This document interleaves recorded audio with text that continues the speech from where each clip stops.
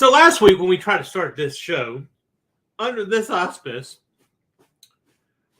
let me know, guys, in the chat if you can hear me, because for some reason nobody could hear us last week. So scream at me, yell at me, holler at me, something like that. Let me know you can hear us. But so I'll tell you what, let's do this. Let's drop that. Oh, and we just appeared. Hi, Jaden. Hi, Jaden. All right. Thanks, Mike. Mike's in the chat. Mike says, yeah, boy, it's happening. I said, I can hear you. He said, I could hear you last week. So cool. I don't know. You go back on the replay at the front of the show. The show. Yeah, it was just kind of freaking. Yeah, pretty much. It was good because we weren't saying much anyways. And thank you, Facebook user, for telling you can hear us. Great way to know who you are is come over here, IndieComicsNetwork.com on YouTube and talk to us. That's the best way that we can get in contact. All of our loyal fans are here. We've got Michael and Facebook user. Facebook user is always there. Always. Thank goodness. Oh my gosh, I'm having a rough time. And as always, here on Indie Comics Network, we encourage you to like, subscribe, share, hit the bell icon, and of course, leave a comment, because as always, we are... It's interactive? You son of a bitch. That's right. Surprise. So we're kind of, all right. Well, so is Bogey. All right, Bogey Robinson, how you doing? That is and welcome to the show. Absolutely. Much cooler than Facebook user. Yeah. So anyway, let's see. I don't know if we're hitting over here on Instagram or not. So we'll try to see. Every week I try Instagram, and I'm not sure if it hits right or not. They don't deserve us anyways. Well, I don't know. Don't say love you, Instagram. Is Instagram coming back? Like you made the statement before that you didn't really. You used to work around on that other site we don't talk about. The X site that was a site. It absolutely does deserve to be called X. It was an X good site. X good site. So, but you said now, okay, that's where you used to find all your artists yes. and your everything like that, right? Recently, well, obviously, we all know Twitter's a hellhole now. And yes, I said Twitter. So it's also kind of destroyed the art community on there because of the way that they got the algorithm now, which I don't even think there is an algorithm anymore. Instagram personally is my go-to for right now. Okay. Yeah. Well, I mean, I have a lot of people. There's a lot of love for Instagram over there. You talk to people. There's a lot of great artists. There is. There's absolutely some fantastic artists over there. Pretty much everyone I followed on Twitter was there. Instagram guy, Mike and Ducks. I actually did the gummy bear commission that I did for him. Aww. Yeah, he does have a gummy bear fan fiction comic that's pretty cool. And check out. I forgot you did that. Yeah, absolutely. It was fun. Interesting ask. When I was younger, that was the thing. Okay, I told you how gummy bears ever got started. No. Okay, so basically, it's really your first Disney cartoon, right? So Eisner and what is that other guy? Not Wozniak. I can't remember the other guy. Yeah, see, Mike knows where it's at. Mike says he's at Instagram. I use a lot for artists. Yeah, definitely. But anyway, so Michael Eisner, who was president of Disney at the time, the early 90s, late 80s, that right before the My Little Pony. I know what that is. My Little Mermaid, Beauty and the Beast, whatever the Lion King. Oh, the Golden Age was the Renaissance.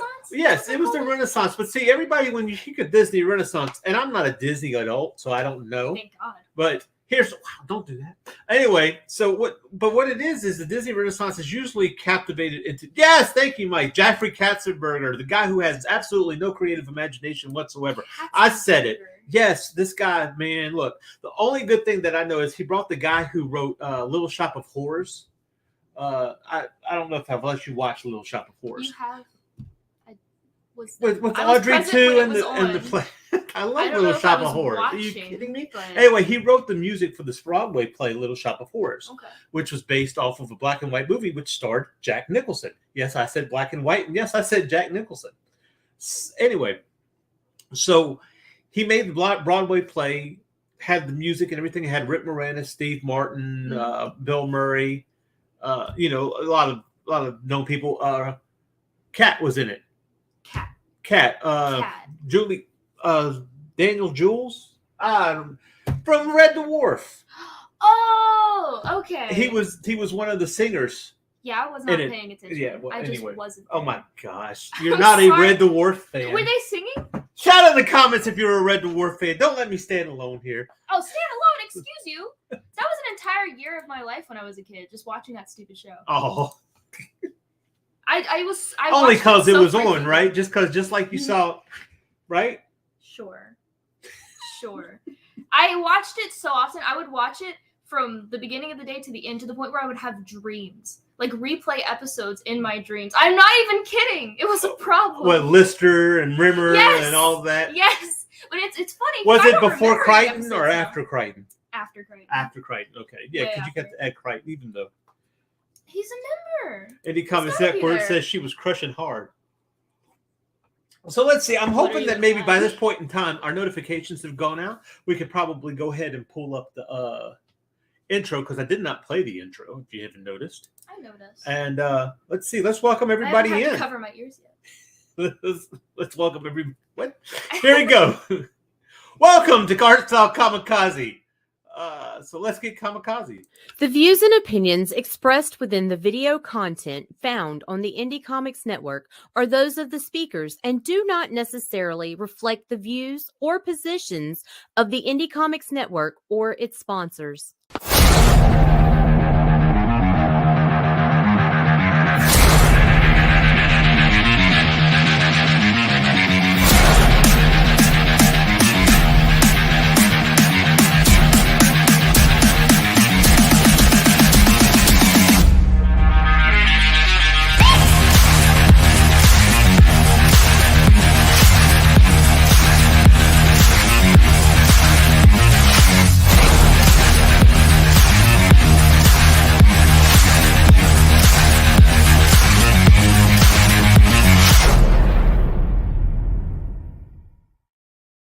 All right, here we go. Okay, now we have to introduce ourselves, right? Okay, introduce yourself. I am Jaden. Hello. I am an anime girl. That is all I am. There you go. Yeah. Yeah, absolutely. And I'm Michael Lanning, as always. So, I've done artwork for, various places. I'm an independent artist, things like that. You can find me landingart.com, all that. I know tonight I might be. How have you been? You look good. I'm feeling neurotic. I've been feeling a little neurotic lately. Just a little bit lately.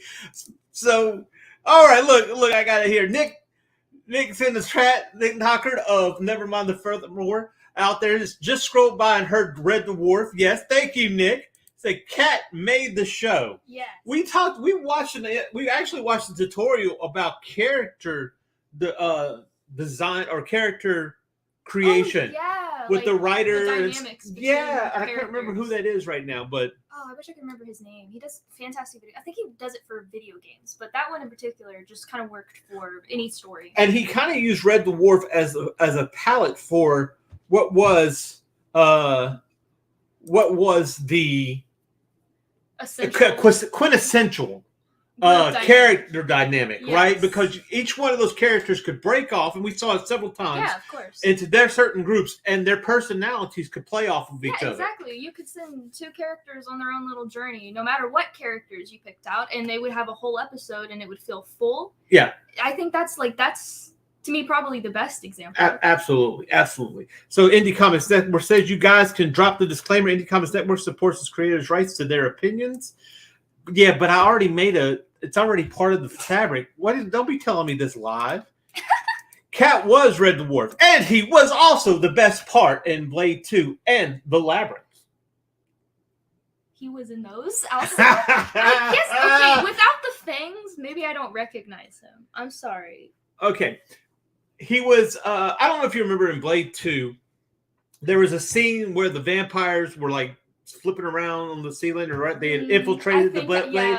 He was one of those. Yes, it was early. No, wait, I do remember now because you pointed it out then. But he was also one of the. I can't remember what they're called because they sing the Wild One song with the heads and stuff.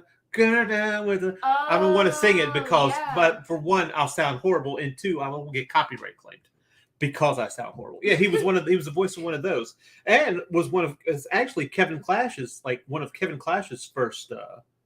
You know who Kevin Clash is? No. Kevin Clash is Elmo. Oh, okay. Yeah. Damn. I have a feeling there's a sad story there. Yeah, it's Kevin Clash. You know. You say that name like I'm gonna know it. I just found out he was Elmo. Kel, you haven't heard well, we're not going to talk about the scandals of Kevin Clash here, but there's always something. So anyway, he said, "True, he was looking nice. His hair was nice. His suit was nice. He was looking nice. Great to know more about it." Thank you, Indie Comics Network. And this is why she's not worried about the disclaimer. She says, "Well, the guy who fisted Elmo." Oh wow, that is not appropriate now. We're in the internet age. That was the only thing he fisted, right? Yeah, it is. So what are we talking about tonight? So you think you can draw? That is not what that says. What does that mean? That says, can you think and draw? Yes. You know, some I'm people actually can't even chew bubble gum and draw. I mean, well, and draw, but and walk, right? And walk. I can't even use words and talk. Oh, so, yeah. Well, we're both struggling tonight, clearly.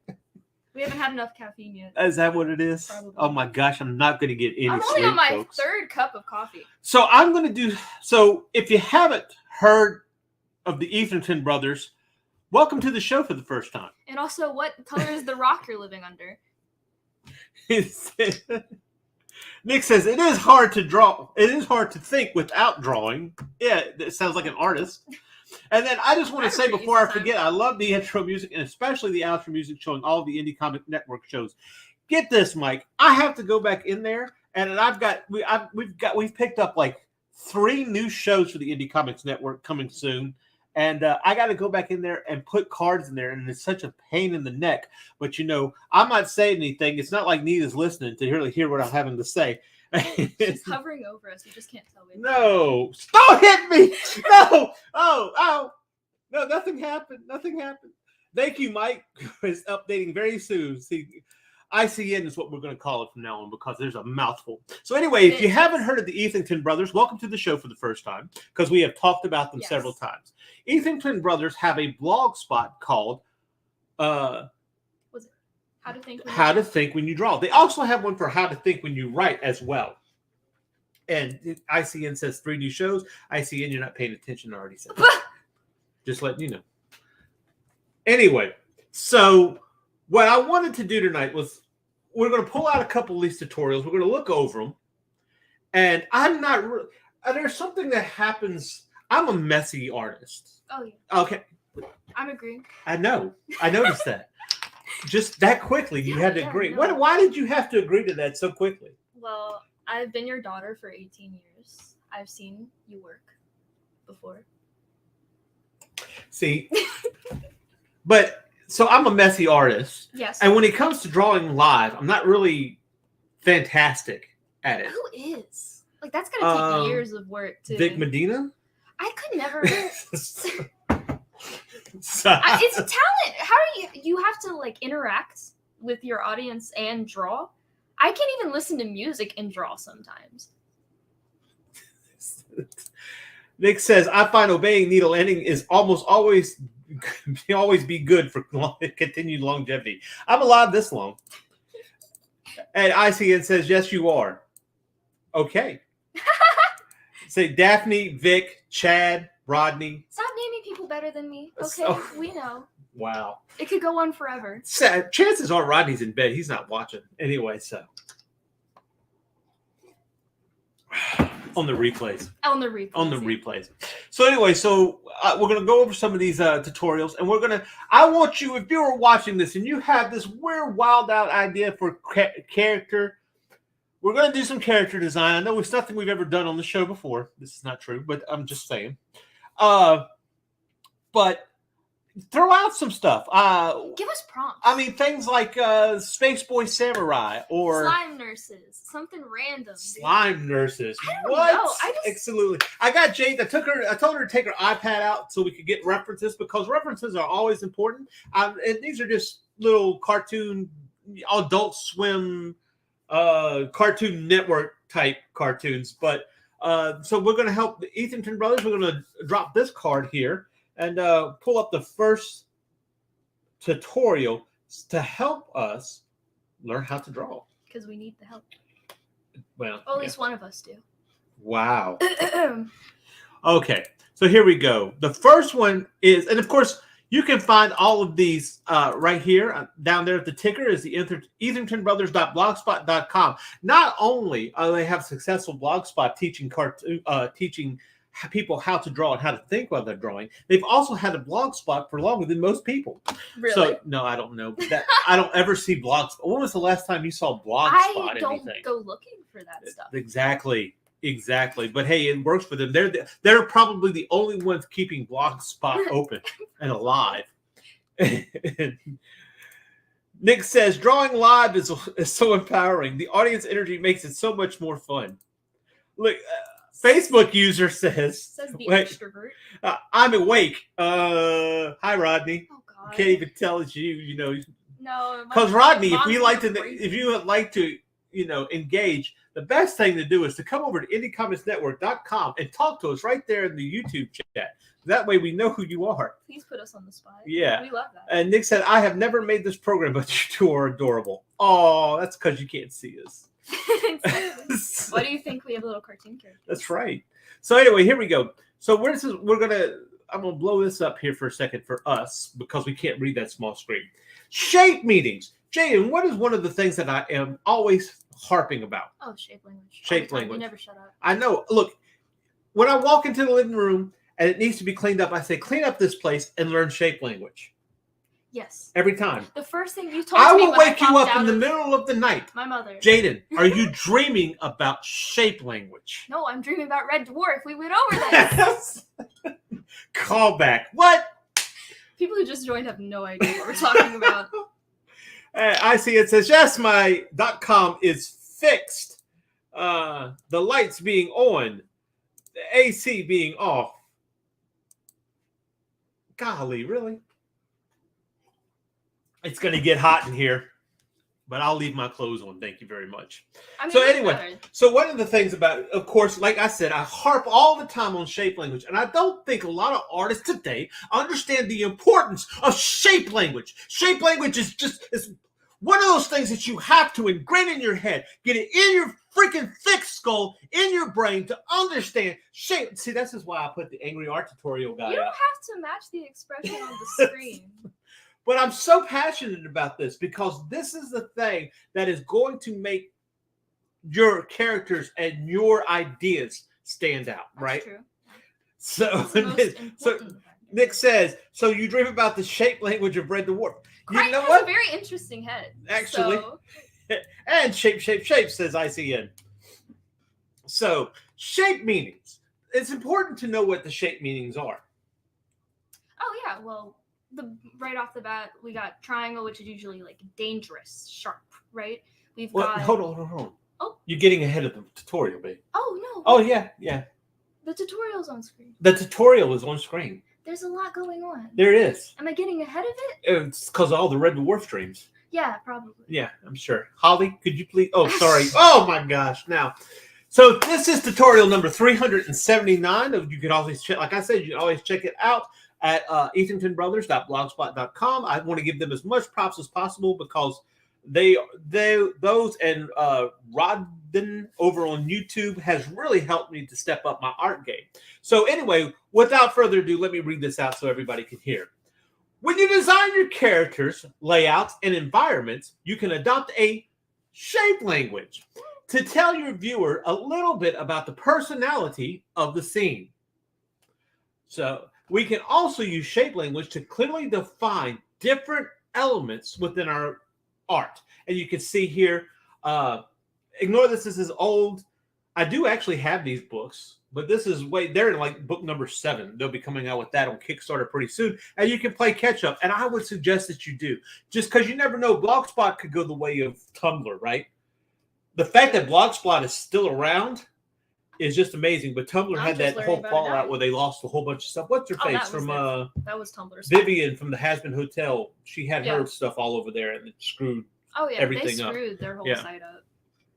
See, I thought Nick says, see, I thought immediately the same thing, Jaden. Triangles equal bad guy, villain, edgy. Yeah, exactly. And ICN says, what's a tumbler? It's that thing that you put water and ice in to keep cold while you drink it. It's That's what me near a staircase. Right. So, as we see, there are some examples.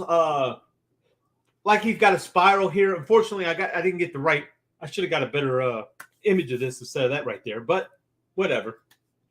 But you have, you round this. So, okay, so the first tree reminds me of a truffula tree. Lorax reference. It is. No, it's a Dr. Seuss reference. No, it's specifically a Lorax reference. Yes, but still. Where's where they get their name? But if you want it to sound important, you say it's a Dr. Seuss reference. Kind of, Dr. Seuss is now in the same way as Dr. Freud, right? Oh, maybe we shouldn't say that. That's probably not a good idea. Are we on Instagram? I'm mad. Who knows? I have no idea. Let's see. Nick says, or a small gymnastic person. That's what Tumblr is. Absolutely. And Hazard Production says, I'm awake. I was just engaged in a mean game of Miss Pac-Man. Nice. Feminism. Believe it or not, here's the thing. You ever heard about what happened with Miss Pac-Man? Why Miss Pac-Man became a thing? No, actually, I don't think I did. They had some college students who pretty much hacked the video game system of Pac-Man, right? And they kind of sped it up or whatever the case is. And so Nintendo not suing them because they just sued Bowser. Okay. I'm dead serious. Really? There is a guy out there named Michael Bowser. That's awesome. And he was doing something to Nintendo games or whatever the case was, souping them up. Or I can't even get into what all of it was. Bowser was his legal name? His name is actually Bowser. They took this man to court and sued him for $40 million, I think. Something he will never pay off for the rest of his life. No. And Nintendo said, why they don't need the money, they're making an example of it.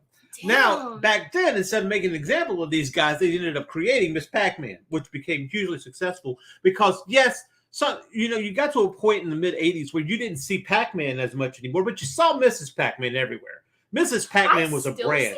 Mrs. Pac-Man had her boots, and she was sexy as anyways, because of the round shape language, right? Round. Well, it's perfect shape language. There you go. What's more recognizable than Pac-Man? There you go. So you two need to do more sketching. You'll get used to drawing live. Are you asking me to put effort into something? It's like you don't even know us. And Nick says, oh, you have seen the early works of Dr. Seuss. Oh, you have. Yeah. What did he do? Oh, my gosh. More like Dr. Seuss. Well, he did some war propaganda stuff, too. Dr. Seuss does not. Look, okay. Okay, you know what? I want you to do some homework. You know what we're going to do on this show right here on Art Style Kamikaze? We are going to go back and we're going to look at the artwork of Dr. Seuss. But not next week.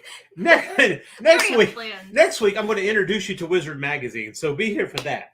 But no, well, you know what? I've got this week. Next week we have we'll do Wizard Magazine. The week after that, I have Azumi Fox coming on to do an interview, and then maybe after that we'll look at the artwork of Dr. Seuss because there is a lot of shape language there. But now we're doing a lot of talking and not a lot of drawing. Hasm says Bowser from Shanana. No, I don't. Maybe, who knows?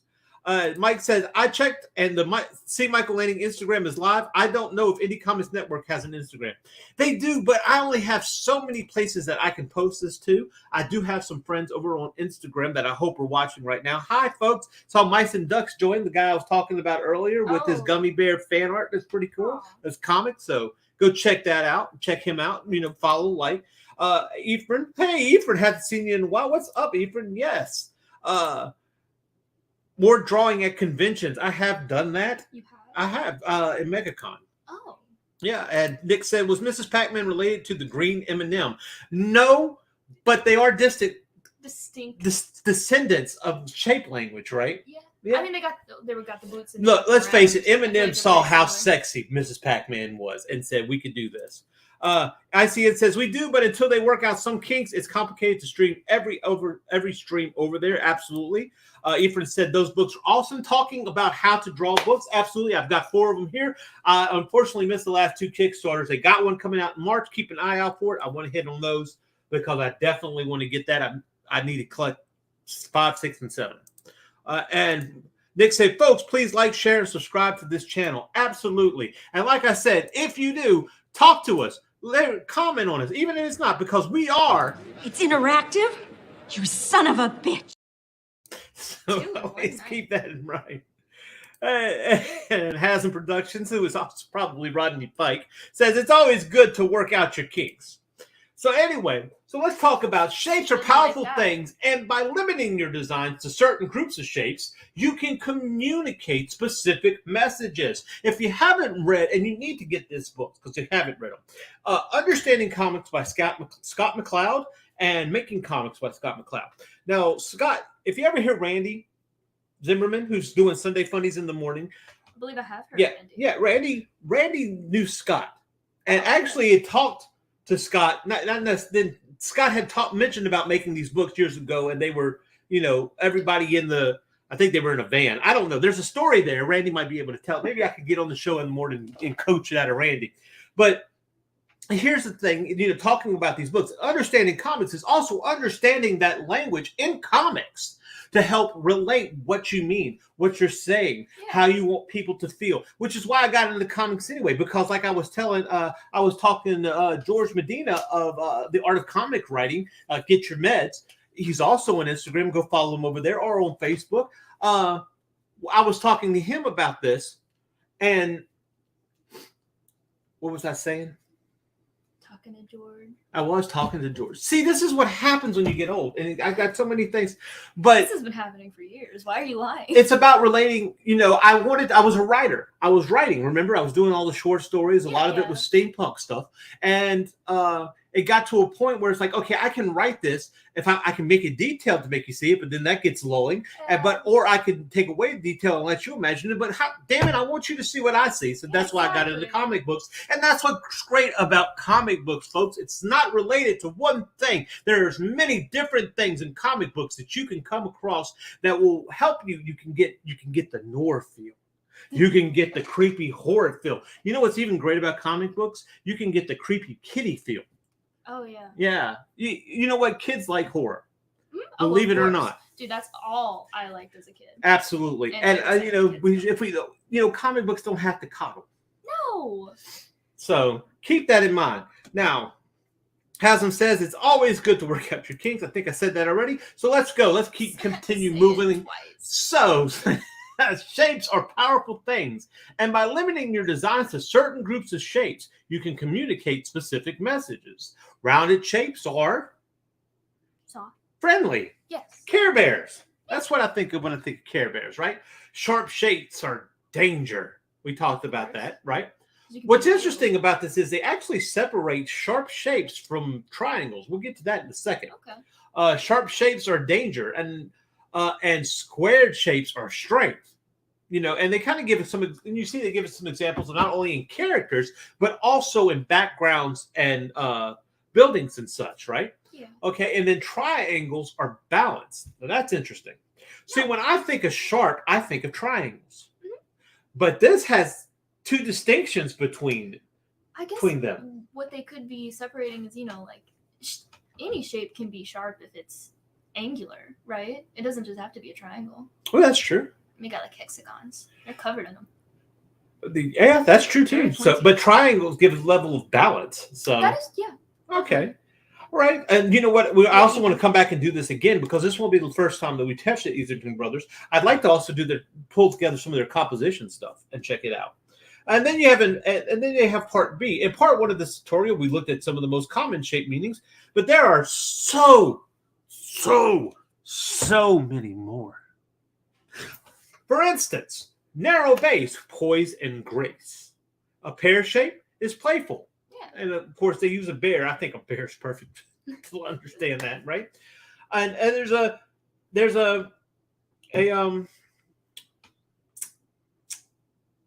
parallelogram. Yes! You said it! Woo! Mild and balanced. So, the whole thing which makes sense for a name like parallelogram. Parallelogram. Yes. The S shape is lyrical and free-flowing. Excuse me, coffee went down the wrong way. Which to me is, I think David Finch calls that the line of beauty, if I'm not mistaken. He's referring. Yeah, it's very curvy. That's just, well, in a lot of opinions, that's what sells on Kickstarter. It's not necessarily true. I mean, but still. S is the first letter in sexy. Look at you. Ooh, in every language? No. So don't.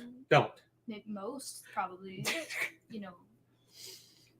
They derive from Latin. Yeah. Now I've choked. I've kind of lost my momentum, man. So uneven, rugged gives you that rugged feel. Like a rocky texture. Yeah, absolutely. Lightning, which I would have put under sharp. But lightning gives you precision and power. And right angle trapezoid, settled. Okay.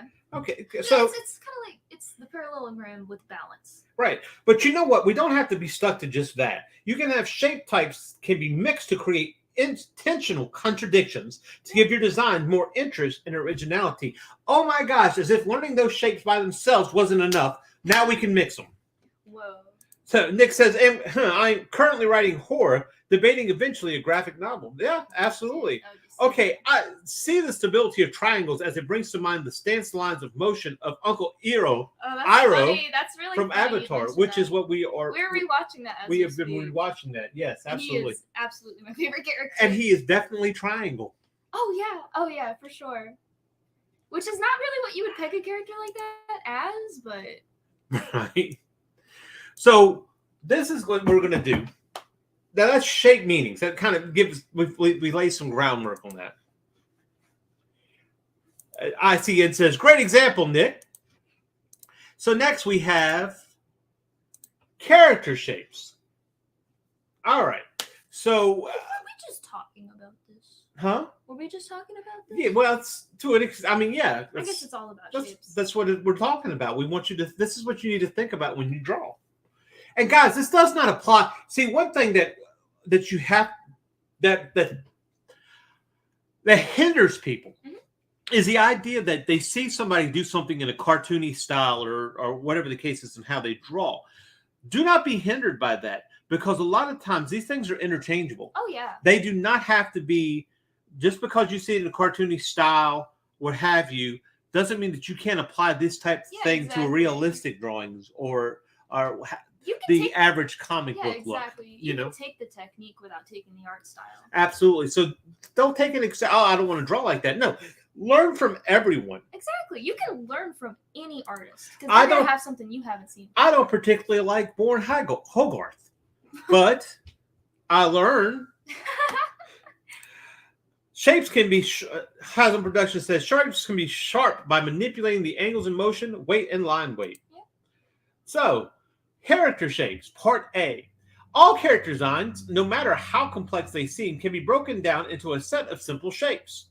The more through lines there are from one shape to another, the better the shapes combine as a single form. Bold silhouettes come from a symbiotic combination of shapes. Ooh. Okay. Ow, that's going to be hard.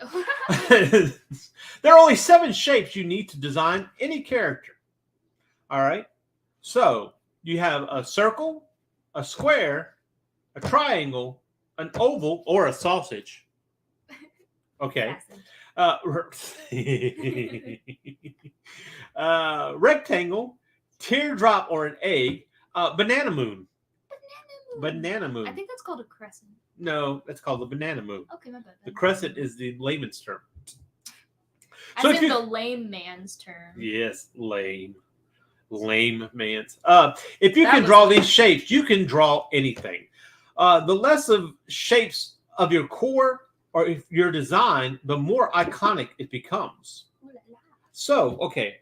So let's take this. Let's do this. All right. So it says the less shapes, the more iconic. The more iconic. That's interesting. Do you know where my mind goes when they say that? No. You could probably guess. It's Mickey Mouse, right? Always Mickey. Always with the Mickey. Well, look at what they've done with the head. It's literally 3 circles, but it is instantly recognizable. All right. Okay, I tell you what. Give me a shape. Let's see. Let's try this out. Okay. We had crescent moon. We had Paragillium. Parallegilium. How did that look exactly? I'm not too sure. Parallelogram. I learned all my shapes in kindergarten, and then I immediately forgot them. No, let's not talk about those yet. That's a little more advanced than I'm ready to go. We have the circle, the square, the triangle. Egg. Do an egg. Yeah. Okay. I'll tell you what. Let's do an egg. Let's do an egg like this. Okay. All right. All right. So looking at this, you know what? Let's get some ideas here. What do you think when you look at this? Let's draw this again. Okay. I want to do it from the side, right? Okay. It's kind of an egg shape here. So let's take this like that.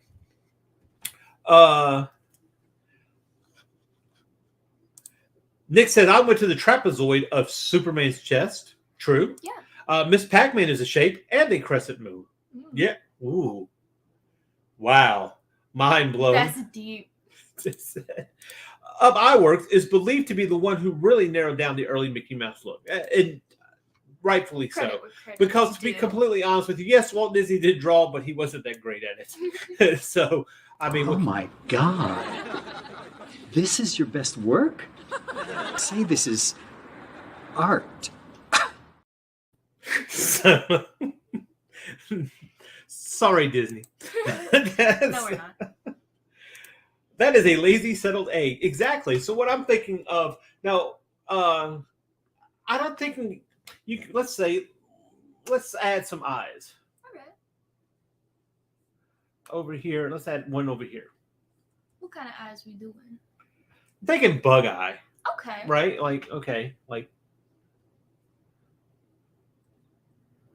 Like maybe, something around those lines. Oh, you mean like little bug eyes? Oh, that's cute. Yeah. So I'm thinking this is some kind of a creature. I think it's like a weird little legless frog.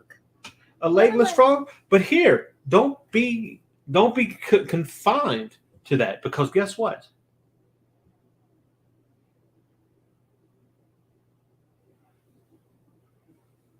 I can actually draw legs into this circle. Oh. So, just like that, see? So now it's an egg with weird feet. So, Nick says, okay, now it feels like Lynn Fleming's Hatch. Yeah, I can see that. And Hatch is actually a great design too. If you've seen Hatch, I think so. Yeah, he's kind of a skinny guy with a bald head or whatever. Mm. He has some great stuff. So let's give this thing a mouth. Okay. What about like a long cat mouth? I think it would fit the round shape. Something like stretched out. Well, okay. Does it have like the... I like bossing you around. This is fun. We should do this every week. I feel like it should have some gills here. Oh, yeah. Let's give it a little... Now I feel like maybe we can hit this thing where it kind of has like a... Now I feel like it's a Hayao Miyazaki yeah, I can see that. Ghibli spirit thing, right? So let's give it some... All right, so far we've pretty much confined this to one shape, which is like circle but stretched out. Yeah, well, I mean it's an egg, yeah, it's right? Egg. So okay, let's take this down. Let's take it down. Let's refine it a little bit, right? That's my layer. If I can figure out how to do layers, so I'm gonna kind of. And see, the thing about it is these are shapes within shapes, right? Mm-hmm. So while he gives us our best shape,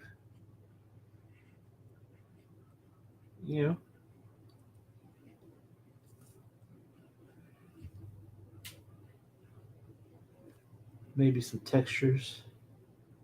Like, oh, I don't know. I feel like this is like some weird thing that would have been. It's like a rejected theme park mascot. Probably because they couldn't turn it into a full suit. Here we go. Oh, look, Facebook users in the chat. Oh, all right. We can never get enough of those. Nick says the poofy cheeks could work. Yeah. Yeah, there you Facebook saver, hey, what's going on? What's up, Facebook user? Unfortunately, I have to refer to you as Facebook user. But if you come over to IndieComicsNetwork.com and talk to us in the YouTube chat, while you're there, like, subscribe, hit the bell icon, and as always, talk more in the chat. We can get to know who you are and see you, or you can just drop your name and we'll say hey to you that way. Remember, guys, the more you talk, the more we can exploit you for content. Whoa! I wasn't supposed to say that. That is entirely too real. Honest. So like what do you think's the deal with this character, right? I think he looks very optimistic in a misleading way. I feel like he should have some ears. Oh yeah. But how about so we could do the ears, and it could be like your triangle type ear, right? It gives stability. I was thinking long. Long, something huh? floppy maybe? Floppy. Maybe not quite like a bunny, but let me think. Something that drags behind it. I mean, look how it looks like it's confined to the ground. Some drags behind it? Yeah. Okay. Damn it, I shouldn't have done this on this layer. All right, let's add it to this layer. Let's do this. We'll give it some floppy things. But Jaden, how do I get this on the other side the right way? Well, you could probably, from this angle, you could probably show the other one coming up from behind it, or you could show a little bump there to indicate that there's another ear. Well, you know what's really helpful is contour lines. And so just like a circle, this helps me put the ear over here. It rhymes. That's what I said. I just didn't know the name. There you go.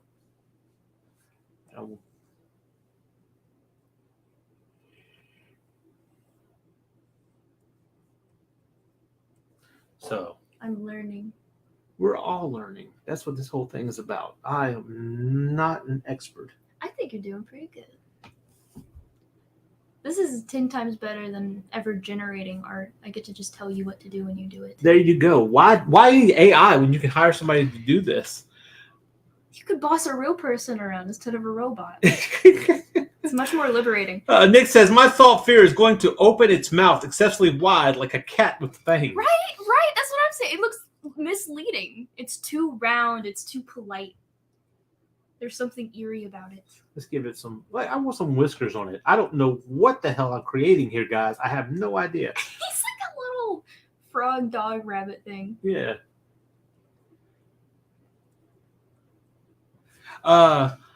ICN says, oh, dang it. ICN says, Connie Jolts is Facebook user. Hi, Connie. Who also says, low blow on the honesty vibe there. She's young. She does. In the spirit of the Year of the Dragon, how about an Asian snake like dragon body? Ooh. Okay, we'll see what we can do. Why are you going to get complicated? My gosh. We can make it furry. Nick says, my wife thinks it's a puppy frog. There you go. Sure, why not? I like that. A frog. A puppy frog, right? It needs shark teeth. Yeah, I feel Thanks, like ICN. I feel like it would, but only when it opens its mouth, you know? How else is it going to trick you? Well, maybe it's not so, Yeah,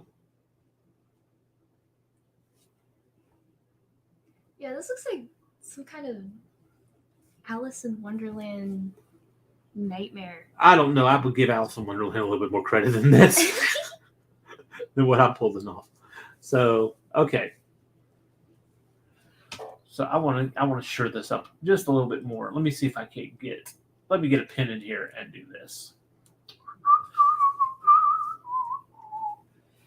Totally lost everybody. Hold up, guys. So now that we've added the teeths, we've kind of broken up the roundness of the rest of the. But what the roundness has done, actually, though, is given us a base. It's given us a form, right? Yeah. So it's not it doesn't have to be in the grounds of being confined to that space, but it's given us the basic overhaul. It's given us the silhouette. Right. And it's like, this kind of, in a way, it kind of reminds me of the OG. The OG. Golly. I'm an OG. No. What's no. a DOG? The OG is from Milo Murphy's Law. Oh. The OG. You remember? His dog. The OG. Oh, God. What's great about Milo Murphy's Law is it is real law. No, but it's not Milo Murphy, but Murphy's Law. But that's Weird Al Yankovic. Yeah, I know. So I mean, I how can you not love something with Weird Al? I got into my phase when that came out and when it was airing. I got into my phase of like, I'm too cool for cartoons. Oh really? Yeah. What the hell is wrong with you? I don't know. That's how you are. I made friends with middle school girls, and they're mean and hate everything that you like. So you have to conform. Oh right, yeah. I hate that crap. When you're friends with middle school girls? Well, I was friends with middle school girls. Not recently, right? No, as a middle school girl. I mean, as a middle school girl. Don't. I'm learning things. Nick says, okay, and I mean this with high praise. You are seriously reminding me of Mark Kessler from the PBS series The Secret City. Sorry if obscure. I have not heard of that one. That one's obscure, new to me. But interesting. Scales, baby, making you work. Yeah, right? Talking about the dragon, Wow. Absolutely. Nita's on here. What the hell? Wait. It happens when we let these youths on here. This makes me feel pretty youthy. It says, this thing would sound like evil Goofy. Well, gosh, Mickey, I'm going to have to eat your dream. I'm glad I'm not the only one who sees the vision. Ronnie says, all right, kids, I'm out. Happy shapey Wait, drawing. yeah, it was Ronnie. I knew you were going to do it. Knew it. Oh, man. I see it says, bye, Rodney. Thanks for tuning in. Okay, you got to stop doing this whole flipping back and forth. They're multiplying. Right. So anyway, let's finish this off. You guys comment on anything else that you want. Somebody wants me to see it. A snake dragon. That could be sick. That could be. Of course, I would love to get some just weird mashups, guys. I used to have forever ago when I was obsessed with like Japanese folklore. They have this one yokai that's that big old fat snake, right? So I re-envisioned it as like an even bigger snake who's really furry, and it just wound up looking like one of the old Chinese dragons, and I threw it away. I didn't feel very original after that. Well, originality isn't necessarily. When you're 13, it means everything. Yeah. There you go. I wasn't supposed to. Well, what's a yokai, others. Jade? Oh, yokai. It's a subsection of Japanese folklore. It's like spirits and stuff, tales. God, I feel like who wouldn't know this now? I learned what it was from Yokai Watch when I was younger, I think. Yes, a Pokemon with ghosts. Yes, exactly. Which I'm actually surprised didn't take off bigger here, considering it almost. Did I told you on Instagram that that Alison, the one who does was it Jabanya? Jabanyan's voice. Oh, that's it. Yeah, follow me on Instagram, and I followed her back. I'm she jealous. She does these like interviews with different voice actors and stuff like that. And guys, give some respect. Yeah, I know. Talk about an underrated art. Voice acting, bringing life to cartoon characters. That's so important. Absolutely. Nick says, "I love yokai. The hopping umbrella guys are amazing. Even the man-faced dog." Oh yeah, great one's great. But maybe there is actually a comic. It's not unwritten. What is the name of this comic? It is an Image comic that's done that features a lot of the yokai stuff. Ooh, hold on. Spellbound. You gave me this book once. I know what you're talking about. Yeah, you wouldn't read it. It was an American comic. Oh wow. I only read manga. Hold on, let's see. I see, and said weird apparitions in Japanese folklore. Then okay, you and your Wikipedia. So here we go. You doing the finishing touches? Let's see. Add stuff here. Add a little bit of textures. Boom, boom, boom.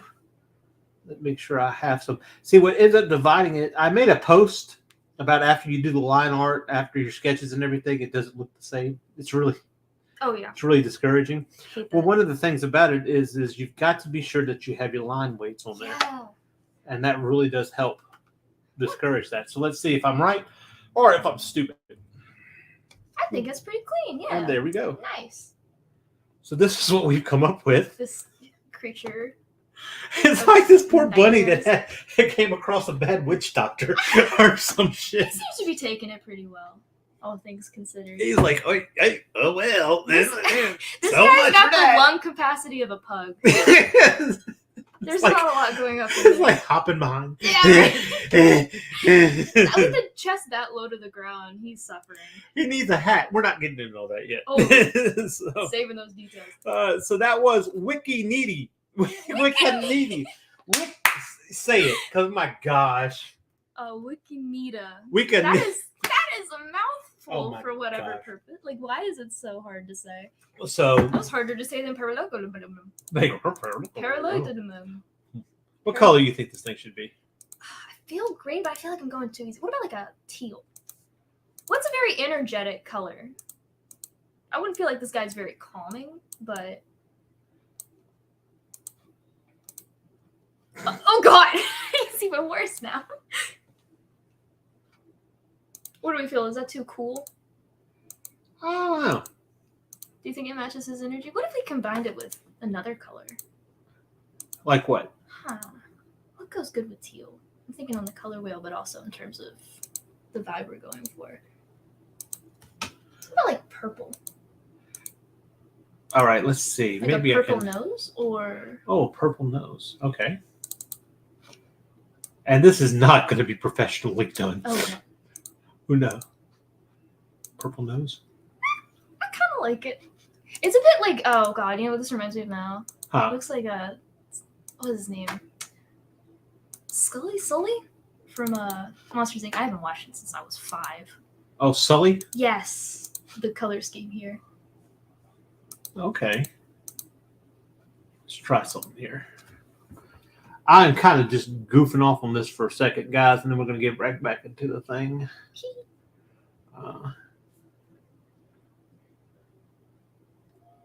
Facebook user says we should have made it orange, So it's made it orange. like a cheese poof. You know what the funny thing about arts Arts. is we wouldn't, if you're character creating, like really character creating, Mhm. you wouldn't stay on one color. You would go ahead and give that try out. And you're probably right. I do believe orange would make it look good. Yeah, for sure. Let's bring this down a little bit. Maybe we should have given it an orange nose. I like the idea of throwing orange in there. Okay. Now I put it's got this thing underneath it where it's kind of like it's a very tired. Oh, yeah, he's been through a lot. He's Clearly. been through a lot. He looks traumatized. Well, yeah, he just got turned into this, right? We talked about that. Oh man, I need a. He's trying to stay upbeat about it, but it's getting to him. Poor It's getting thing. to it, poor guy. It's like, well, that's how it is. Yeah, let's see. Let's put a little orange in there and see what happens. We'll make his eyes Oh, orange. like Bloodshot. All the crying he does. Oh, I like that. Like It's- let's keep that a little It's bit. definitely a bizarre combination, but I do enjoy it. It's So trippy. this is what we got, guys. This is what happens when you do this live. Facebook Pooler said orange. Nick says like a fuchsia modeled Mad look. Oh, mad. Modeled. That's a Model. word I am unfamiliar with. This could be the courage, the cowardly. Oh, yeah, I no, can see that. I can see I that. It's like we might Just be as traumatized. So I'm going to make a folder for this guy. Keep him in here. Keep him fresh. Keep him safe. Locked away. I can't tell if he's depressed or high. What are these eyes? telling What's the me? difference? he might be. He might Maybe be a little bit of both. yeah. Maybe he was depressed, so he got Well, high. what if he was like a hippie or something? What did they do to him? You're right. Exactly. What happened? And Nick's like, this could be a good hang in there poster. No, it's true. Coming soon, our style kamikaze store. We'll have the hang in poster with the dilapidated frog, dog, rabbit. Oh, dog, rabbit, yes. Poor thing. It's like I'm doing it, guys. I'm making it. I don't know what the freaking hell I am, but I'm making it. My wife called me an abomination. Oh no. So anyway, let's go. Let's move on. Let's go back and revisit this. finish out some of the character shape stuff. All right, so building your design around a primary and a secondary shape, very effective. Secondary shape crescents, primary shape, whatever they're showing you here. They're showing you the different things. Like certain primary shape is a teardrop, and then they kind of have little bubbles all over the place, right? Look, teardrops are not only the main body, but it's also the legs. See, and then you have little circles all over the place. But you see, you're breaking out of even that form to get you a better character, right? So primary, secondary can be applied to the face as well. They kind of give it an owl. If you haven't checked this out, this is character shapes. I don't know what the number is on this one because I actually got this one from the book. So you'll have to check that out there. But it looks like, I think it's an early one. Oh, there it is, number 72. Right, absolutely. So this is number 72. Check out Etherington Brothers. In fact, let me go ahead and put this back up there real quick so you know what this is. And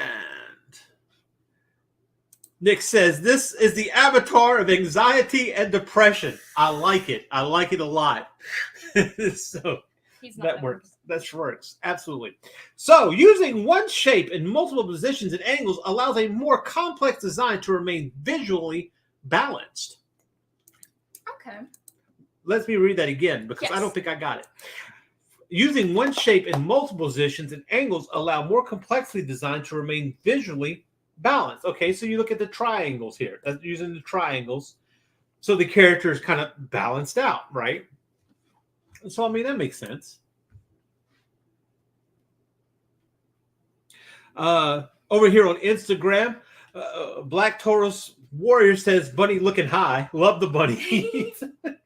I don't know what's up with the bunny. Whatever, the bog, the bunny frog. Unfortunately, guys, over on Instagram only allows us to go for an hour. So if you are watching this, guy, I'm asking you, go check out us on IndieComicsNetwork.com. That takes you to the YouTube channel. Check it out on the YouTube channel. Completely, perfectly safe. And we're going to continue on. Who knows what other amalgamations and horrific designs that we're going to come up with. You're not going to want to miss this. Yeah, you never know. So anyway. You never know if you're going to want to miss it? Oh, you never know. You never know if you... Sometimes combining shapes inharmoniously can work well. By breaking the line, the eyes draw our attention. So like they use kind of a teardrop and then circles, triangles and rectangles, shapes intentionally. So, okay, so in the next disaster that I'm going to do, what are we thinking? What shape should I use for this? So are we going for more complex design this time around? Well, we're going to use two shapes this time. Ooh, definitely. Yes, absolutely. Two shapes. So pick out two shapes and let's see what happens. Heavy feeling. Like, I want something that feels like it weighs. Or maybe we should go for something more lithe, considering the last one was literally confined to the floor. Sure. I mean, okay. We'll go with something lanky. What's a good shape for that? Well, lanky, you have the oval sausage. Sausage. And the triangle, of course, and the banana moon. And you can use a rectangle, too. I like banana moon. Banana moon, That's okay. Interesting. All right, so we're going to go. Okay, so first we're going to... I'm going to work you tonight. Oh, my gosh. Put you through it. Banana moon, you are your daughter. You are your mother's daughter. Banana moon. Banana moon. Shape. Guys, we're hitting it with the banana moon shape. All right, and a rectangle. Something more balanced. Something easy, in my opinion. Rectangle. All right. So let's drop this and let's see what the hell am I going to do? Because I have no idea. Oh, man. That was my goal. So Nick says, okay, I see that when I'm designing mecha, the balance of different shapes types speak to the unit as a character. Absolutely. Sausage and banana moon for a flying creature. Interesting. I guess banana moon could be very wing shaped. So okay, well let's take that in that situation. We'll look at the let's look at the banana moon. Okay. Which direction we putting it? What are we thinking? Okay, let's see. I'm gonna put the shape on here. Put this here like this. All right. All right. Let's use the rectangle. in kind of perspective way, right? Okay. So I'm thinking kind of feet, hands, arms. This will work. So, are we working on a head? What do you think? Ah, okay, I see it now. This kind of looks like a helmet. Oh no. Got a lot of banana moons. This is more than I was expecting. Well, we got hit the banana moons. We'll have a rectangle head, and why the hell did you pick these things? I'm not quite sure. I just spoke to me. Nick said you just did an earwig. Yeah. Let's see. All right. All right. So I mean, this is kind of This looks like a piece of furniture. it does. All right, I'm gonna take it down a little bit, and let's. This looks like, God, what do they call those things? Like those half couches? Footstool, a settee. Something like that, where it's only got one, like, All raised right. arm. I'll tell you what I'm gonna do. I'll take this. So if it's a flying creature, I'm going to make this its wings. All right. And we're not doing the tutorial for wings tonight, guys, so don't hold me to We're doing our best. That's right. So I am kind of doing the character in a perspective. Oh, that is horrible. I think we're doing good so far. Let's see. And so I'm thinking it has like a,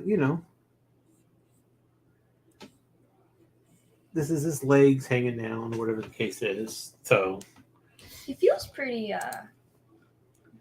don't want to say dangerous. Would it be weird to say pretentious? It looks very fancy. It looks, what is it, ornate? ornate. Yeah, that might be the term I'm looking for.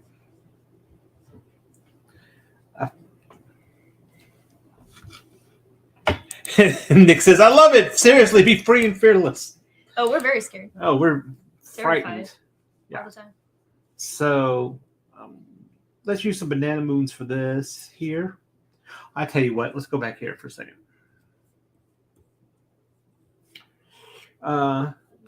Let's give it a banana moon. Eyes. I mean,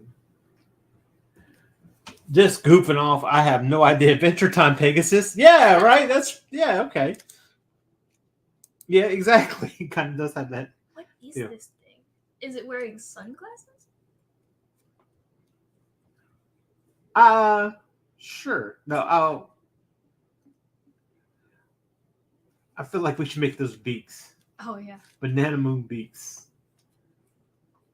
So forth, right? Okay.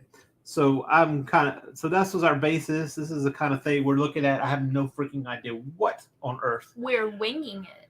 Oh, wow. I'm surprised Wow, you you're didn't not say even it. a dad. You came up with that. I'm surprised you didn't say it first. So I'm going to try to flesh this out a little bit to where this is where it wears sunglasses at night because the future is just so bright. Did you steal that? No, that was there's a song. So I don't have any references for wings right now, but I would suggest getting the references for wings, guys, when you're drawing wings. Well, I think your wings are pretty good. Oh, thanks for lying, baby. You're welcome. It's my job. Or else I don't get to eat. That's what you said, right? Yeah. Okay. That's exactly what I said.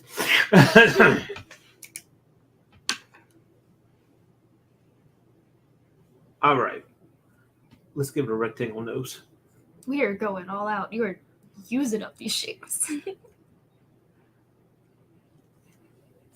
Now, to be completely honest with you, this is the first time I've done this. What? So I've never really, and especially Corrupted wiener dog. in this way. It still feels very snooty to me.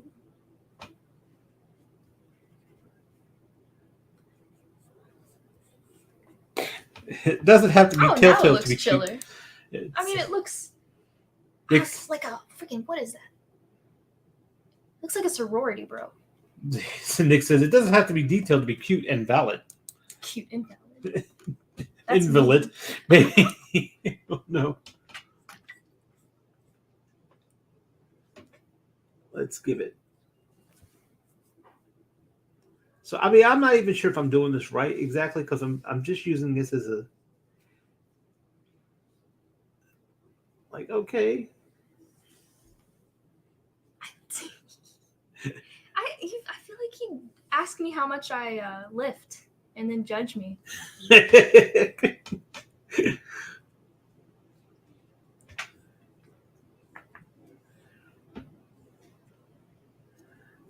Like this may never see the light of day after this. I'm gonna do fan art of all of these just to piss you off. Make sure You ever see? everyone knows. It's kind of like you could do it like the. You ever seen it where the artist takes their kids' drawings of different monsters and redoes them? Oh, and stuff? I love those. Yeah, you could totally do that with these. Oh no, these are way better than I could do. Oh yes. Here's the thing about that. Why you said that? Nick says all dogs go to heaven. It reminds me of the dog. If I put glasses on this thing, it reminds me of that dog from there, right? The little nerdy one that was the bad guy's right hand man. That kind of character, right? I think he had longer. That title always made me angry. Like, all dogs go to heaven, even the Nazi ones. I don't think so. You can't say that on YouTube. I'm sorry. Golly. And no, there was a dog hell. There was. No, wait, was it really? Yeah, you didn't watch that movie? No, I think I might have once when I was like 6. I feel like he should have some clothes though. Maybe. Well, now that you say that, he looks naked. This is really what angels look like. Oh God. Oh my gosh. What kind of clothes are we looking for? I don't know. I was thinking like a toga.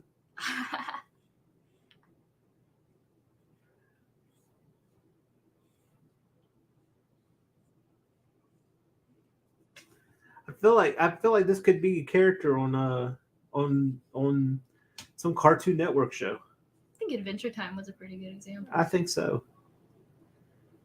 A lot of the Adventure Time designs are just very elongated. Very stretchy. Nick says biblically accurate dog angels. Sure, we'll go with that. I'm trying to think of a dog pun that I could shove in there. A dog pun? I was gonna say barkably accurate. That's not even a sentence. Wow. It's barely a thought. Sometimes I try too hard. Yes. Why are you agreeing? I don't want you to think you're wrong. You're so supportive. I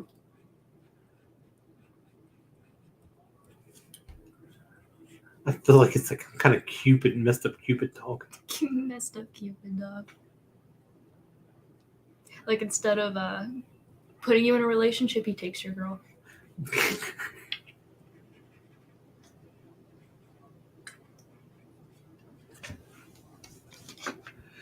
Be not afraid, wolf.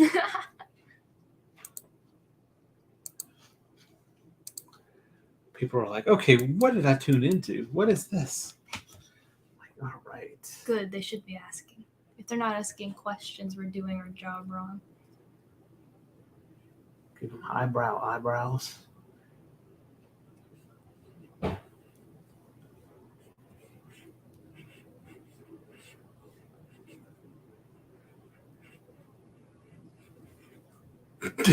No idea. What the hell am I making? Banana dog and so give him a crossbow. Give him a sucker dart crossbow. Right?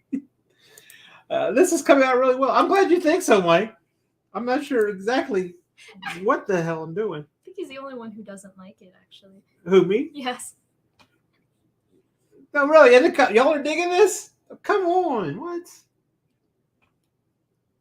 You guys just eat anything up, don't you? I was like, hey guys, how are you doing? I like the big eyebrows. Yeah, make them thicker.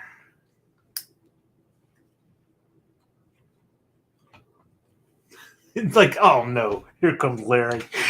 Like, all right, guys, what you doing?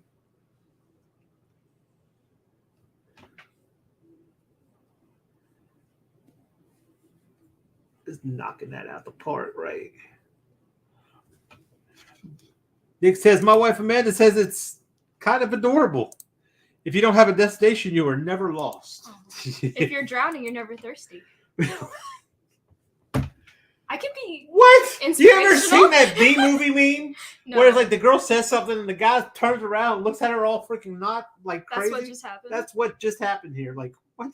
I've never seen the B movie. I've never seen the I'm B proud to movie, see but I that. have definitely seen the B movie meme. Which one did you use? The one I just told you. Oh yeah, well I'm just saying there's a lot. Like, okay. Now. All right, so we'll try to add some inks to this sucker and see if that gets us anywhere. So, hey, will you pour me some more coffee? Yeah. Give us some. No, not back here. Don't.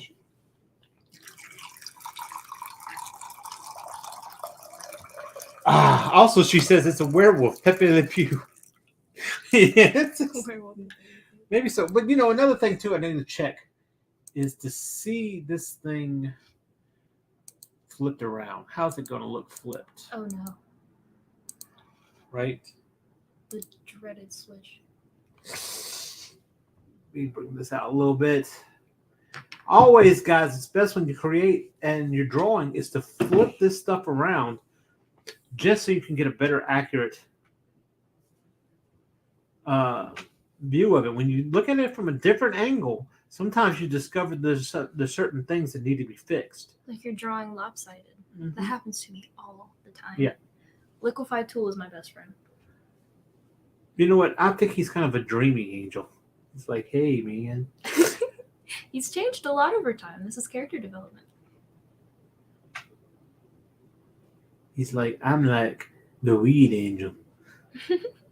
Why are they all high? I'm not high, but I feel like they offer some good vibes, right? Good vibes. Is that what they call the Kush? Damn it! I That's messed the up name that of line. our business. It's like if you see this guy, you are definitely high. He'll meet you in the park. But I didn't even eat anything.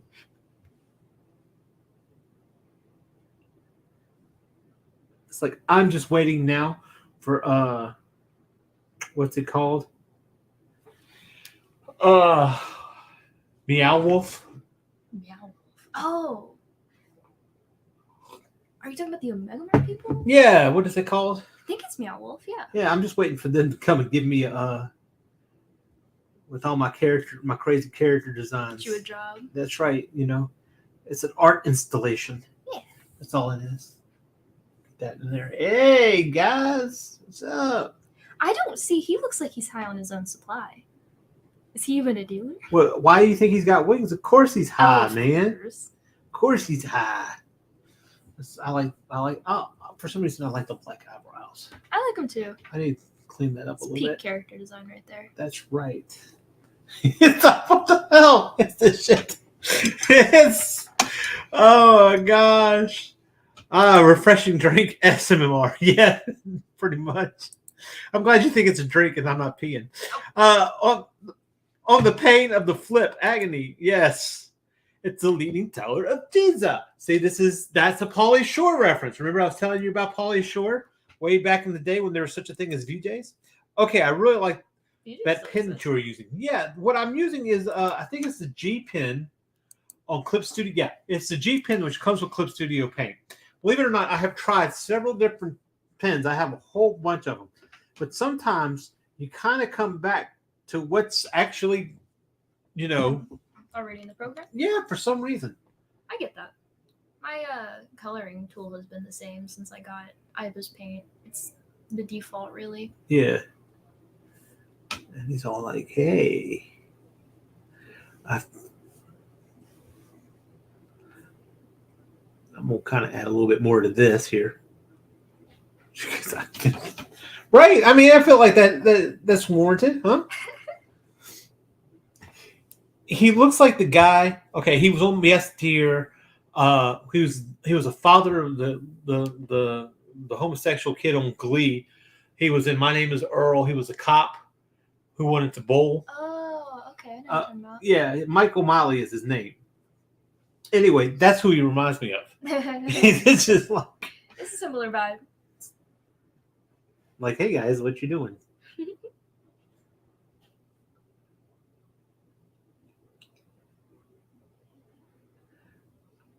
And this was, I mean, I don't think you'll find another character like this. If I get sued for copyright infringement, guys, That would be crazy. I think somebody needs to investigate. That's all I can say.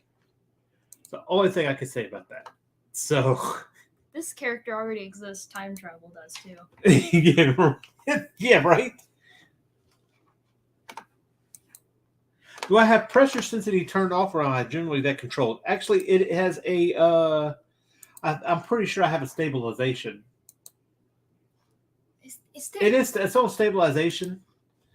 is there anyone out there that can draw digitally without a stabilizer? Because that would blow my mind. It's I have tried difficult. to see. Let's say, okay. Let's say, for instance, and a lot of it is just using muscle memory to draw your lines. But let's take the stabilization down on this for a second, okay? Let me get this other arm without it. Yeah, so you don't really get a good, like, I can ghost the line, which is just going over the line, and then I'll just lay it down. Yeah, the thing about drawing on a screen opposed to a piece of paper is screen doesn't have texture. Like, it's because it's so damn smooth. I feel like it'd be so wobbly. But you see, I actually kind of prefer that sometimes. Really? Yeah, because the reason why is because it helps your pen flow, and it's kind of like taking an extension of yourself and just kind of going out, right? You're bolder than I am. Uh-huh. Stop agreeing with me. Uh-huh. I'm gonna leave. So this is without stabilization. And I still I mean, if I did this on my program, it'd be a nightmare. It looked like I was drawing on a pile of rocks. but it's really hard to get it to stop right where you need it to stop. Yeah. So you do kind of have some, see, like every once in a while, it's not really giving me exactly what I want. So let's say I'll just take it to 50 and let's see what that does. All right. So that's a little bit better. It's more of a controlled line.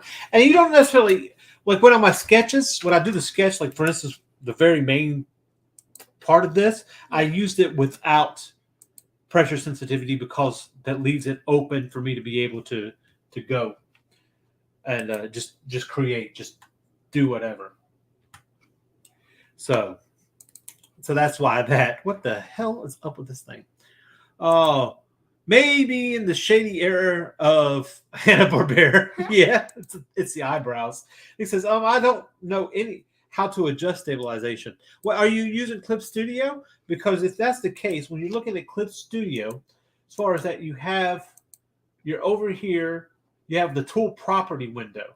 And down here, the tool property window, you have stabilization. Now, if you don't see stabilization when you look down there, check on that little wrench icon. And then what you'll go through is over here, you have an opening thing. This is showing up. This is not showing up on the screen, is it? Anyway, it says there's a little window that comes up. And in that window, you can go down to, let's see.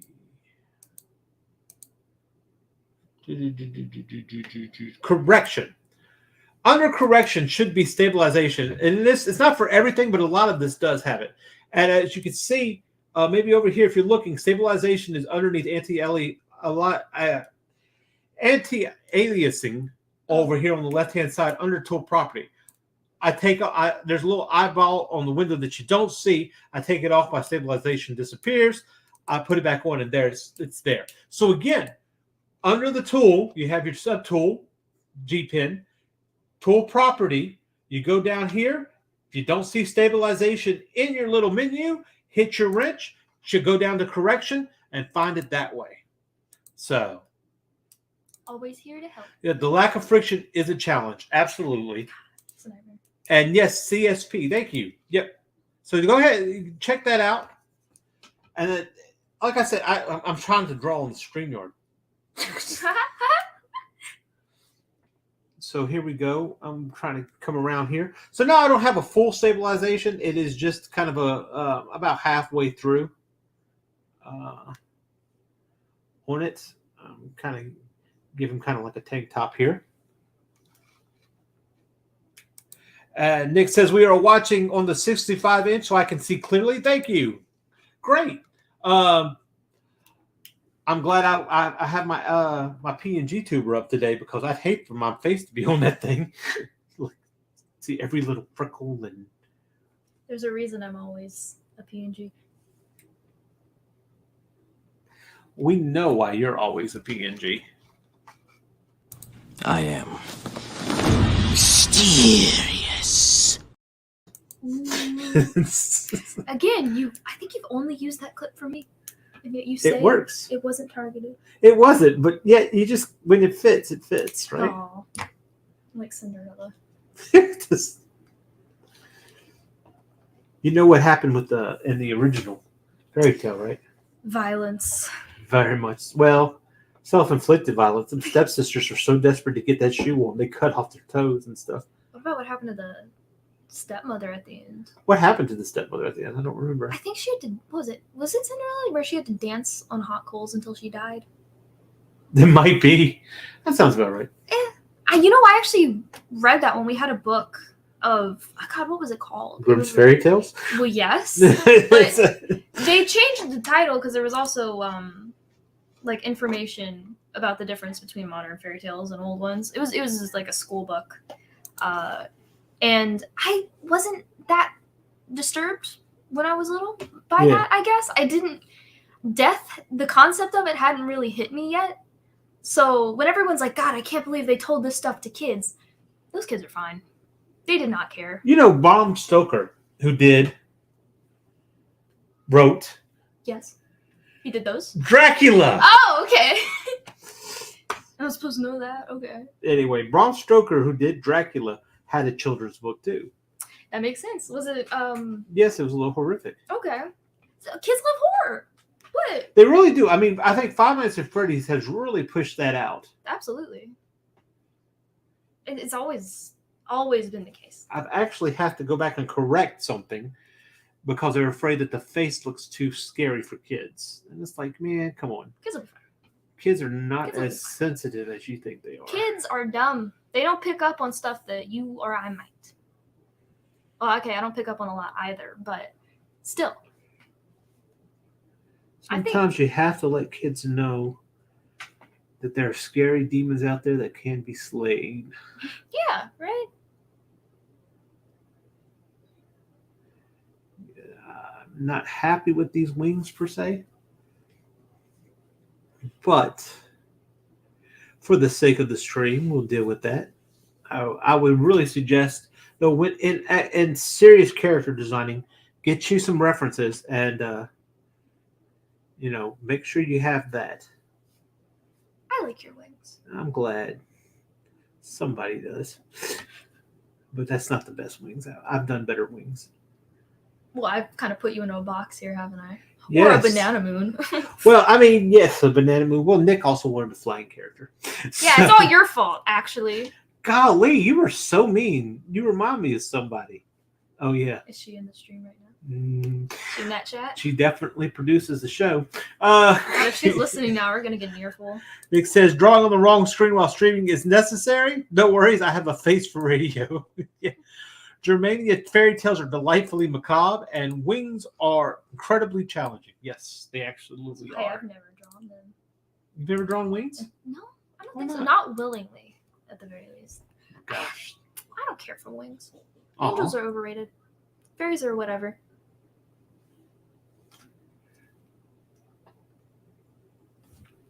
So this is not going to be best. Oh no. We got our answer. What? I see. I wonder if she's trying to figure out who we're talking about. Yeah. Yeah. She's trying to figure out who we're talking about. Who could it be?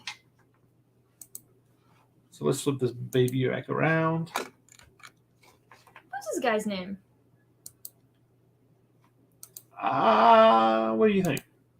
I feel like he'd start with an H. Is Hank too strong? Harold? Harold? I had my kindergarten boyfriend was named Harold. Oh my gosh. Do you remember that? Yes, I remember that. Yeah. I got Did Harold know he was your boyfriend? No. I skimmed my knee in recess and he carried me to the nurse's office, which was like exactly 3 feet away. Wing cheat bat wings are much easier than dealing with feathers. Yeah, right? Oh, bat wings are pretty cool. I didn't think about that. But this is the first draft of this character here, so I think I should be allowed a little bit of leeway.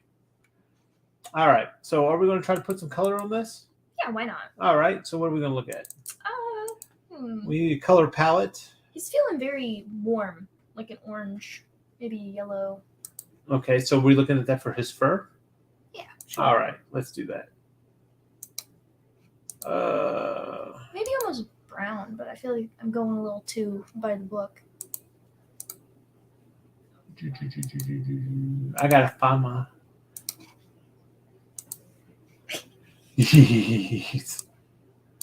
All right. Nope. Wrong layer. Damn it. Lock that damn layer down. Okay, so colors can also, and just as well as shape language, can indicate a character's personality. This is true. What color does orange make you feel? I've always struggled with this one. Halloween. Spooky. See, now talking about, okay, you had Dr. Seuss books, and then there was always one that was sold with Dr. Seuss books, and it's always considered a Dr. Seuss books, but it's not Dr. Seuss. Go Dog Go. Okay. Okay, and that's what this kind of reminds me of. Like a Go Dog Go character. Oh, man. Mike says, has a late 70s or early 80s Hanna-Barbera feeling to this drawing. Yeah, I can see it. The third time we've gotten that. Nick's like, absolutely. Yep. I can see that. Totally. Not too familiar with old Hanna-Barbera. All right. So, you know, Droopy. Well, I know Scooby-Doo. Is that Hanna-Barbera? Yeah. Yogi Bear. I never watched Yogi Bear. Went to the camp. I have failed you. All right. So we're looking at maybe complementary colors. So we need to do something in the bluish, right? Yeah, sure. Okay. I think that fits because he's a very chill looking fella. Blue's a very cool color. But back to orange. Like, okay, so yellow is cowardly or lively. Red is aggressive or passionate. What is orange? Hi. What about the pink pants? He looks like he does jazzercise videos. he's the dog exercise the angel. Jovial. Nick says jovial. Orange is usually a warm, happy color. Okay, I can feel that. That feels like. I can feel that. I think that's exactly what we're looking at here. He's kind of a happy character. Let me get this eye out there. He's kind of pastel. I like that. Yeah. Pastel to me is angelic. I'm not quite sure why. It's like heaven's full of exercising dogs. Yeah. That's what we're looking at. I hope not, but I don't even know what this thing is. It's like a wiener dog on crack. He is living his best life. What do you think color the nose should be? I want to say blue, but then I feel like we're getting into Tony the Tiger territory. Ooh, good point. Let's see. What about like magenta? Magenta? I always jump to purple for whatever reason. I've got to stop doing that. I like purple. I like purple do too, like but purple. wasn't the last one didn't he have a purple nose? Yeah. So you're saying about magenta? Is that magenta? Is that magenta? It's just a darker version of what's on the pants. Yeah. Red tongue. Bright red tongue. Unlike the last guy, this one is genuinely content with everything. Yeah, he's good. He's probably coming to rescue the other guy. I hope so. Like, what's the story here? Maybe they could be in a show together. Ooh, maybe. I mean, maybe they're both cursed by some weird witch doctor. So, angel wings. What color?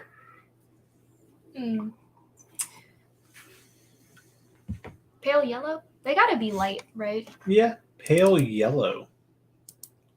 Like a piss-stained white. Gosh. That was a really dirty way of putting that. I don't know why I said that. All right, I tell you what. Let's do this. I'm gonna do this here. Okay, that's a little too dingy, right? So I'm gonna take that down a little bit. Ooh. He's got the color scheme of an Easter egg. He does. Exactly what he looks like. Hey, we're talking about character design. We're not talking about colors tonight. But we really need to do a color theory We should, yeah. exercise. Those are always fun. Well, as much as you can. And the selection tool, make sure that when you do your selection tool that you have the plus and not the minus, because otherwise you're not selecting anything.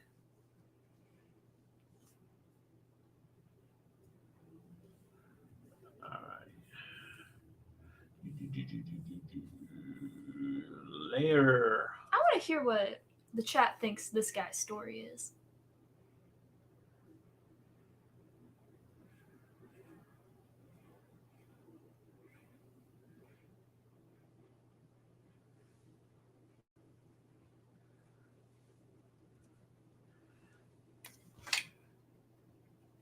Let's see. She needs to see Wacky Racers because everyone needs Dick Dastardly and Muttley. Yeah. Muttley. That's a really bad Muttley. Oh, the cat wants out. Yeah. This is the angel that comes for Scooby-Doo when he finally dies of fright. Ruh-roh. There you go.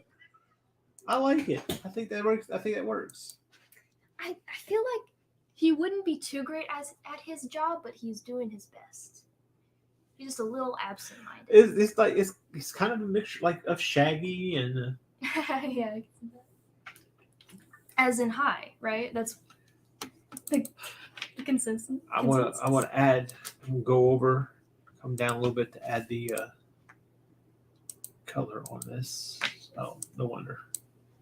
That's why. It always helps to have the. So.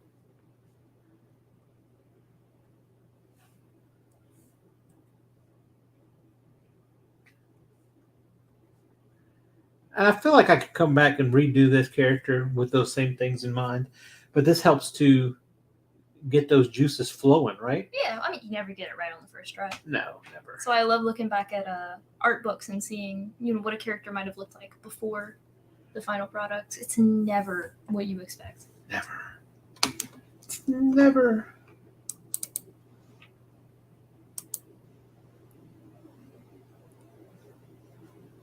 And then there's a way to do this. Have you ever tried the complementary shading where you take the different color and shade it? Oh, yeah. I mean, it doesn't always work, but I do like to keep it in mind. That's usually where I lean on the color wheel. I don't exactly use the color, though.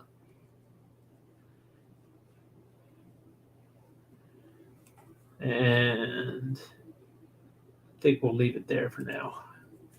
Well, hold on. Let me get some of this in there for my orange buddy. He needs a little bit of shading over here. This ain't necessarily proper shading, folk. I wonder if they can hear Gremlin through the mic. He is loud tonight. I let him out because he was meowing, and now he's meowing at the door again. That's a confused cat. He doesn't know what he wants. He doesn't know where he is.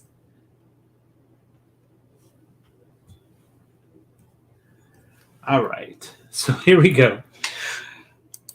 Well, I like him. Nick says, and Amanda says he needs black 50s gray hair to go with those eyebrows. Oh, we'd be getting into landlord territory. Oh, great. We'd be getting into to Reapers. Oh, what yeah. are we doing? Well, the banana moon pointy snout really reads as sneaky. Yeah, I can see that. It's interesting that you use selection tool to shade. I always multiply and add a 30% gray. The thing is, you can do 30% gray, but what really helps is if when you're doing colors, for instance, like I did with is to take those colors. Let's like say the orange.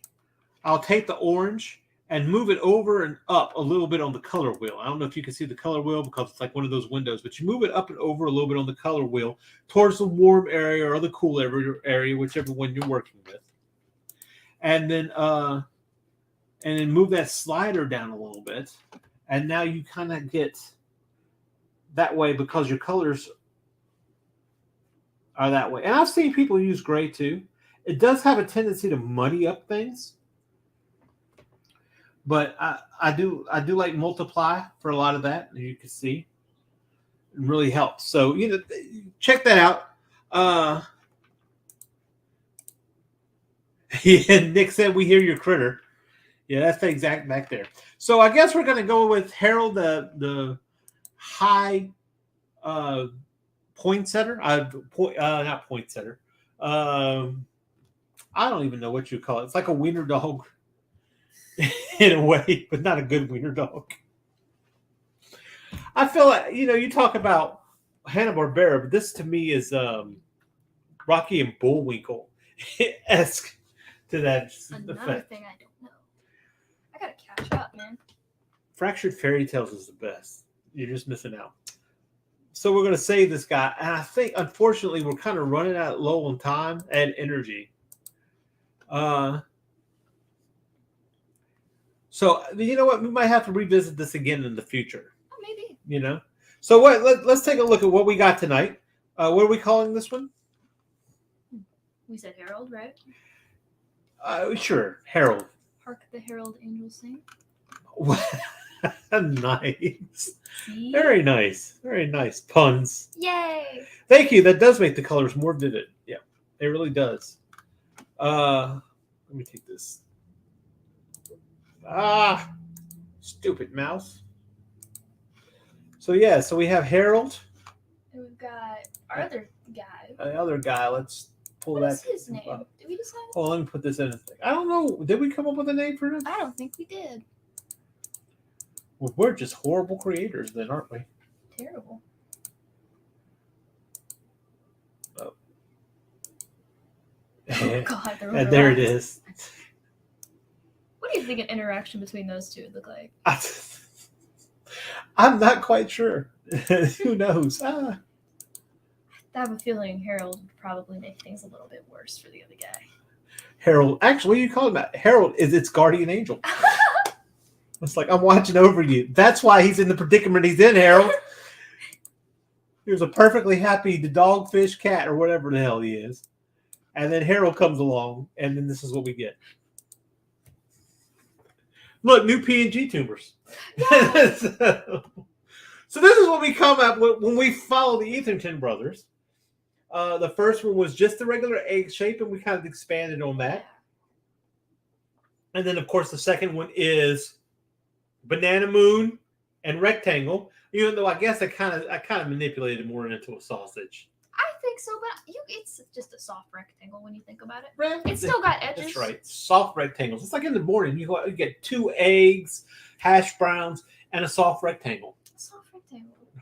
Not sausage. So anyway, Nick says the energy is very Rocky and Bullwinkle. Yeah, exactly. It's that laid back look. It's that like, hey man, what's up? And thank you for a truly great stream. Well, thanks for tuning in, Nick, Mike, Ephraim, everybody. Thank you. And Mike says I would watch this cartoon. Damn straight, yeah. And Nick says I love these little guys. So thanks to everybody in the chat for tuning in. Hey, over there on Instagram, thank you for tuning in too. If you're not seeing this, if you came over to YouTube, great, fantastic.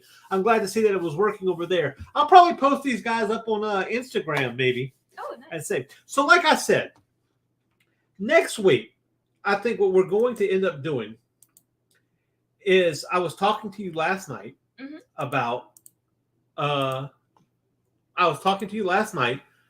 Wizard Magazine and what that was during the early 90s. And since the folks over there at Hasm Productions and Thursday Night Throwdown have been hitting the 90s a lot, I figure I know of a place I can get some of the wizards, and I'll show you how those were working. Okay. And what art, they had art tutorials, they had cast, all these type of things. And I think that's what we'll go over next week. And then a couple of weeks from now, I have an interview. We'll see how that goes, how I'm going to mess that one up. But as always, and of course, I enjoy doing this. We'll come back and do another Etherington Brothers tutorial set and try to get it down. Nick says, yes, Wizard Magazine was incredible. So see, there you go. So as always, Jaden, tell them where they can find you. You can find me on Facebook under Jaden Lanning. I'm doing some stuff with Daphne Lage of Eager Raven. She's got a campaign going on right now. I'm doing some covers and stuff. It's exciting. Then I've got Rob Matari. Am I too quiet? I don't. Yeah, you go. You speak a little bit louder. Did some covers for Rob Matari's. You call that louder? Yeah, I'm sorry. Did some covers. At least lean into the mic. Werewolf books, and I do. Snowpaw. Yes, and Nightwolf, I think. Yeah. Yes, those two. All right. So keep being on the lookout for that. Of course, I have Doghouse 2 coming out from Hazard Productions pretty soon when they're going to run the Kickstarter. Magi's Grace is coming back to Kickstarter with a brand new cover by myself and another guest artist. That was a book I did with J.D. Calderon. We're still working on it. I'm working on the second issue. I have another book coming out from Dr. Flaw Comics eventually, and something to do with the Bonbot eventually. I have no idea, so keep a look at that. But you can always check me out, as always, at lanningart.com. That is Lanningart, Lanning, art.com. And you can check out all the stuff I have over there. Without further ado, I say we'll probably be saying good night. Good night. Hi, what's up? I'm here, I'm out of the egg, and I am doing my thing. What's your name? How would I know? I just hatched. I don't know anything. You have been watching Art Style Kamikaze. If you've experienced headaches, bleeding, or a pleasurable euphoria, please consult a physician. Unless you like that kind of thing.